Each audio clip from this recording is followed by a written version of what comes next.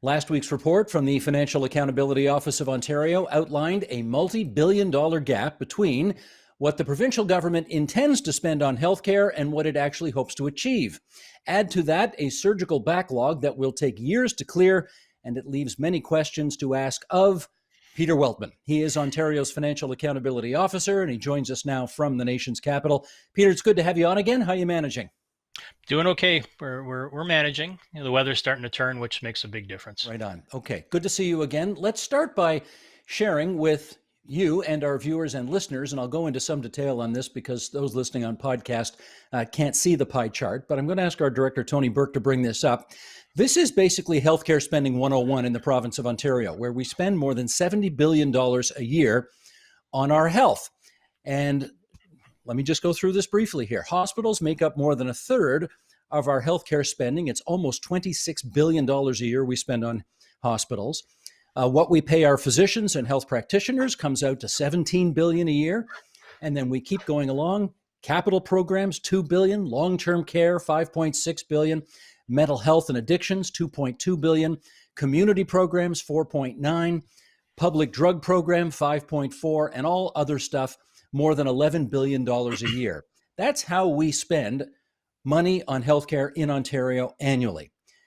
Let's just start with this background. Why did you choose to focus on healthcare in this particular report?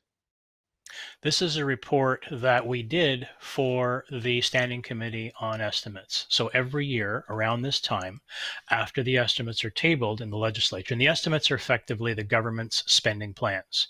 So the government has $170 billion to spend, and it basically tables these to the legislature because ultimately the legislature needs to approve these spending plans in order to provide the government with legal authority to go ahead. So there's your political science background. This was a report done to analyze, to provide an analysis of the Ministry of Health's spending plan for the Standing Committee requested from us by a member of that committee. So these are essentially the numbers that are behind the budget speech that Peter Bethlenfalvy, the finance minister, gave on the 24th of March. You looked at it, you crunched the numbers. What was the overarching conclusion that you came to? So we looked at Ministry of Health for this report, we crunched the numbers, and we broke the numbers out into the pie chart that you just showed earlier, because that's not how it is in the estimates. And the conclusion was the government's spending plans are not sufficient to offset the cost of the health program, neither now in the midterm, we find them going to be short about $5.6 billion in the next 3 years, and between now and 2029, 2030, we found that the ministry is going to be short a cumulative total of almost $62 billion. A $62 billion delta over the next decade. What in effect does that mean? Well, it means that the current healthcare system that we have in terms of how we use doctors and hospitals and what we pay people and the different drugs that we use and that whole combination put together will cost us between now and in 2029-30 about $90 billion. The government hasn't allocated that much money, so the government has either got to basically find more money to close the gap and continue delivering the program as we know it today, or it needs to find a way to modify the existing program in a way that's acceptable to Ontarians and taking some cost out of that program, or it needs to find a way to raise more revenue to pay more money towards that program. Does the government acknowledge the accuracy of your findings? So I don't normally get a phone call from the government. We're discussing the findings, but I think what I've seen is that for the first 3 years, we're pretty close. I think the argument that always comes back from the government side is that, well, the government has approved the spending and that's what the spending is going to be. The FAO is simply just modeling, and it's a modeling number. So this is true. This is a modeling number, and we do that to provide a baseline for MPPs to use when they're asking the government to account for their spending plan vis-a-vis the baseline. So in effect, this is the car's over by the side of the road and somebody shot up a flare into the sky, and this report is the flare saying that if you keep doing what you're doing, here's what we're looking at. Is that sort of it? This is exactly it. And I think the same could be said for pretty much every report that we write with regards to a government program. That is the objective. Here is the program as is. Here's what things will look like in 10 years. If you are planning to make changes, here's how the changes will impact what that looks like over the next 10 years. We've done that for long-term care. And in fact, we're going to be doing that again next week with long-term care. We've done it for autism. We've done it for, cap and trade. So yes, that is exactly, I think that's a great way to describe what we do.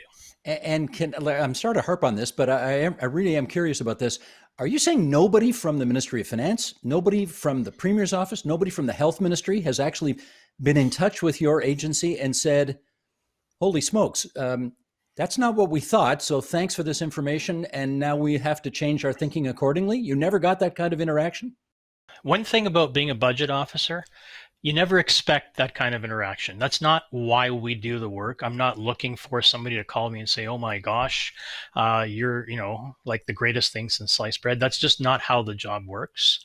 So what does happen though, and I think it's important for people to know, is that when we do a draft report, we do send it over, in this case to the Ministry of Health, Ministry of Finance, and the Treasury Board, to make sure that there's nothing in the report that might disclose a cabinet record, or that maybe there's a factual inaccuracy in something that we're doing. In this particular case, we did receive cabinet records. We always do if we need them for analysis, and we had to leave some of those out, and that's normal. But other than that, no, nobody disputed, we didn't have a long conversation about our findings. It was simply looking for factual accuracy. So by implication, then, they are factually accurate. Let me come at this from a different angle here. Based on the research that you and your team did, were you able to come to any conclusions about whether the proportions of the health budget being spent on, for example, hospitals or mental health or long-term care, are we spending money in the correct proportions, or did you look into that? We don't look into that. So I think it's important to know what we do. We're a small team, remember, like a total 20 people, including me. And we're doing a bunch of other work too. So this report is simply there to help MPPs understand the breakdown of the Ministry of Health spending, what the spending looks like over 10 years against the program cost. We did get into some detail around program areas. We looked at the gaps between our projections for the different program areas, such as like mental health, as you mentioned, or community drugs, or hospitals, OHIP, et cetera. And there are a couple of significant gaps between our projections and the government's in a couple of the program areas. But that's as deep as we would get in a report like this. Now, it's possible that an MPP may ask us to go deeper, if you will, into one of these program areas, or to expand on what's going on in hospitals or what's going on in whatever OHIP, but that's not what this report does. I am going to ask you to go deeper now on one thing in particular, because this did get a great deal of currency and attention this past week. We know that hospitals had changed their mission from doing basically everything that they're asked to do to focusing in particular on COVID-19. And as a result, a lot of surgical and diagnostic procedures have been postponed. And Tony Burke, I'm going to ask you to bring this next chart up here, because this is the estimated cumulative backlog of elective surgical procedures. All right. If we go back, and again, for those listening on podcast, I'll describe this in some detail. If we go back to when the pandemic first hit, so March 2020, the backlog of surgical procedures, elective surgical procedures, was not all that significant. But we see what's happened to that backlog as soon as COVID hit. And the numbers just keep going up and up and up and up and up. And you've got a forecast on the assumption that we continue at the same rate, presumably. You've got a forecast that sees us with more than 400,000 elective surgical procedures waiting to take place. That's the backlog as we move towards September of this year. Okay, simple question to get us started here. How did we get there? We got there because we told hospitals to stop doing elective procedures. That's how we got there. It's not like people suddenly didn't need to have the surgeries. The hip replacement didn't replace itself, for example. That's how we got there. How did we come up with our number? We used ministry data. So the ministry did publish a recovery, if you will, plan back in May of 2020, because elective procedures were shut down in the first wave once the pandemic hit. And the government did publish sort of a backlog at that point, and it published a timeline for recuperation, if you will, or to try to get back on the backlog. We never quite got there. We had a second wave in the fall, which slowed things down. And now we have a third wave. And as of April 2021, all elective procedures again have been canceled. So this forecast takes into account the government's methodology, the projection methodology. We just overlay more current data that we received again from the government to project out to 2021. And we assume that the lockdown or the elective surgery moratorium would last 9 weeks. We'll see, because that's roughly what it would have lasted back in May of 2020. So we use a similar process, and that's where we end up at the 419,000. Let me use your example that you just did. If I'm a person waiting for hip replacement surgery and I was told by my surgeon, okay, we know you need it now. We've got you booked in for 2 months from now. Because of this surgical backlog, what are they more likely looking at rather than 2 months? Well, that's a great question. And I think it's not one that I can answer. I suppose it depends on the judgment of the physician, the surgeon, the hospital, whoever makes the decision as to whether this is purely elective or if it starts to move into a non-elective category. And I guess at a certain point in time, most elective surgery or a lot of elective surgeries will probably move into an emergency category if they're not dealt with early enough. But it's an issue that we thought would be great for MPPs to ask the government, because it is, their ministry, their plan, and we're just putting the numbers up. We're, like you said, we're lighting the flare to say, hey, we're going to have a big problem. And our 419 our 419 is based on, I said, their methodology. Your 419,000 backlog is what you're referring to. Yes, that's right. Yeah. All right. Well, funnily enough, I'm one of these people who has a sad predilection to watch Question Period every day. So I know for a fact that opposition MPPs are asking the questions that you just suggested. And the government response to date has been, we're spending anywhere from $500 to $600 million in the current budget year to ensure that this backlog gets dealt with. I guess two questions emerge from that. Number one, do you have any evidence that proves that in fact is happening? So first, our answer is no. That's not, again, part of the report. So we aren't the Auditor General. We aren't actually looking at what's happening on the ground today or what happened on the ground last year. This is a forecast. All right. In which case, as you model forward your forecasts, let's take the government at their word. If they are spending, and I'll give them the high number, if they are spending $600 million to eliminate this backlog, by your counting, will that get the job done? It'll get half the job done by our counting, so they're going to need to double up. Our number is 1.1 to clear the surgery backlog, another 200 and change to clear the diagnostic procedures backlog.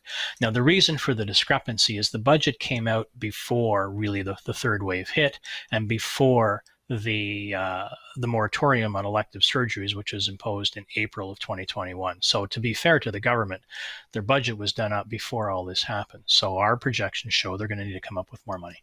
And have you, well, and again, I don't know if you'd be the guy that they'd tell, but is there any indication that you've seen so far that the government is prepared to up that amount of money they intend to spend to clear the backlog if they're, as you say, $500 or $600 million short?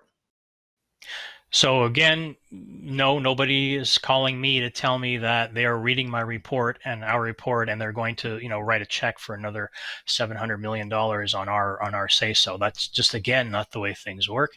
I don't know what's happening within the Ministry of Health, but I do know they're considering these numbers. I mean, they knew about them, as I said, at least a couple of weeks before the report came out. And nobody took issue with it. There were no factual inaccuracies in our methodology. So it's a reasonable projection. Yeah, I guess I'm glad you pointed that out, because we should say that your office is based on a federal office that was set up several years before yours was. And it was not unusual for example, the previous Stephen Harper government, when they didn't like the numbers coming out of the federal equivalent, they would attack it was Kevin Page at the time. They'd attack him in public. I remember Jim Flaherty doing it all the time, saying, we don't like your numbers. We think you're wrong. To be clear, nobody from the province is saying that to you. Is that right? That's right. That's right. No, I lived through that era at the Parliamentary Budget Office, and we've been very careful to make sure that our forecasts are reasonable, that the government has a chance to look at the factual accuracy, if you will, or the facts of supporting the assumptions supporting the forecast, and that's built into our legislation. So we're required, and our internal processes. It wasn't something that was done in Ottawa. There certainly wasn't I don't want to spend a lot of time on that, but it wasn't conducive at the time to have that sort of relationship. All right. Can you come, as a result of the work that you've done, to any overarching conclusion about what condition the Ontario healthcare system is in today as a result of the shellacking, if for lack of a better word, it's taken because of COVID-19? So again, the report doesn't kind of assess the state of play of the current system, but I think it's fair to say that it has taken a shellacking, and it's not machines so much that you worry about, it's people. It's the staff, it's the doctors and the nurses and the specialists and the folks that you need to support all of those procedures and all of everything that happens within the system, and they've taken a shellacking. And that shellacking, given our elective surgery forecast, is not done yet. So on the elective surgery forecast, yeah, we've put numbers out there showing if hospitals were running at a pre-pandemic level of normalcy, it would take you 3.5 years to get through this, through the backlog. But our hospitals have not been, necessarily able to keep up. We talk about that further down in the report, how hospital capacity has shrunk by per 1,000 people over the last 20 years. So there's still a big problem, the after effect or the aftershock, I guess, comparable to an earthquake, of dealing with the pieces that the shellacking has left behind. We should do one more example on this, and we're going to do a deeper dive in the panel discussion that will follow this interview. But you didn't just look at the surgical backlog, you looked at the diagnostic procedure backlog as well. And let's say there is a woman who is watching this right now who perhaps has found a lump in her breast, and she needs a biopsy to determine whether that's something she really needs to worry about. I mean, is it your finding that under normal circumstances, if the government doesn't do anything, there's going to be a 3.5-year wait for that procedure? Well, as I said before, this is, again, these are great questions, and these are questions I'm sure that are on people's minds. The doctor or the surgeon or whomever makes a call as to whether or not this is considered to be an elective procedure or an emergent or an emergency procedure, something that needs to be done right away. And that falls outside the purview of the report. But it does bring, home the point that somebody's elective procedure is somebody else's emergency procedure, and where is the line, and how does that get decided? And I suppose that's the same process that's used when people come into an ICU, and you have to start making decisions as to who gets what sort of treatment based on a whole bunch of different conditions. So it doesn't make it easy for those healthcare workers who have already been shellacked, and it certainly makes it, it certainly raises the anxiety level of folks that are sitting waiting for some sort of a screening procedure to happen and looking at these numbers and saying, oh my gosh, how long do I have to wait before maybe what something is benign turns into something that's not so benign. All right, let's go into the home stretch here. And you have already pointed out that one of the ways in which this backlog can be attacked is if the government simply doubles spending and creates more capacity for the system to deal with it. Is a more efficient way of doing business also, in your judgment, an option for tackling this backlog? So there are always more efficient ways of doing business in any business, including the business that I'm in right now. We always look for ways to sort of, optimize the resources that we're given. I don't know enough about the system itself, but certainly, I think if we look at other jurisdictions in terms of how they organize their healthcare and their procedures, that there may be ways to optimize what's going on to try to deal with this backlog. I mean, certainly one way to deal with the backlog, apart from just throwing more money at it, is you still need to find the surgeons and the support staff and the physical assets and equipment and beds to handle the backlog. So maybe you start looking at other jurisdictions to help you handle the backlog. The problem in a global pandemic is that everybody's in the same boat. It's not like some people have all kinds of spare capacity. So this is a real conundrum. And luckily, it's not within my mandate to try to figure a way out of it, but it is within my mandate to bring it to the fore. No, indeed. And again, going back to question period, I have heard the health minister answer questions about this in question period by saying, we never used to do nights and weekends when it came to these things in the past, but now we're doing more of that, and that's helping deal with the backlog. Now, presumably, that's finding an efficiency in the system today that you may not have had a year or two ago. Is that a Right. reasonable answer? I think it is a reasonable answer. So you're re-engineering or rethinking some of your existing processes. Another one that was done was moving patients to where the surgical capacity existed. So if they were sitting in a hospital in Ottawa and there was no surgical capacity and they were moved to Kingston, where there was, that's not something that was done before. And I know from firsthand people that I know in the business who have, said that there are a number of rules around having to do that, and a lot of those rules were modified because of the emergency nature of the pandemic to allow people, hospitals to move people to where the services were available. So certainly that's an option as well. So there may be lots of those sorts of things that we used to do in the past, that we don't necessarily have to do in the future to alleviate a critical problem. I think another thing that comes to mind, the simple one, is being able to do, healthcare visits with your doctor over the phone or over the screen. That was not something that was common before, and now it's become very common. And it really required a couple of simple changes in procedure to allow doctors to start to bill OHIP for those visits, for those virtual visits. It was a couple of extra billing codes that was probably in discussion for years and years. And then after the pandemic hit, it took about, 2-3 weeks before that got done. Never let a good crisis grow to waste, as the expression goes. I'm not going Right. to say that. No, I understand. Let me ask you one last question, and that is, you did give me a hint just a moment ago in one of your previous answers that you're looking at long-term care now. I don't have to tell you what an absolute catastrophe long-term care has been in this, everywhere in the country over the last 15 months. Can you give us some hint as to what angle you'll be looking at in that regard? We're looking at, we did a long-term care piece about a year and a half ago where we said, okay, you have this size wait list, you have this many beds, you're going to add 30,000 beds over the next 10 years. What's that going to do to the wait list? What's that going to do to the number of folks in care, et cetera, et cetera? So that was a decent piece as a baseline before the pandemic. And it found that by adding the 30,000 beds, you're not even, standing still, if you wish. You are barely keeping up with the demand because the population of Ontario, the elderly population, those 75 and over who are more apt to end up in long-term care, is growing far more rapidly than the population as a whole. So when you have your client market growing very rapidly, if you're not, providing enough supply, to use the old economic supply and demand, theory, that you're not providing enough supply, you're going to have some way, you're going to have a bunch of people waiting to get into long-term care. What we do in this report coming up is we look at more detail some of the government's plans on adding new beds, renovating existing beds to make them more code compliant or modernized, and the cost of adding all of the extra care that they've talked about adding.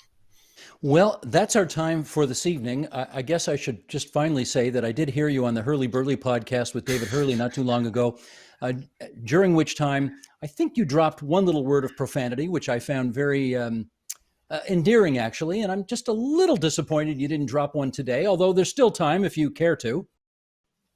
So I am, let's say, frustrated a little bit.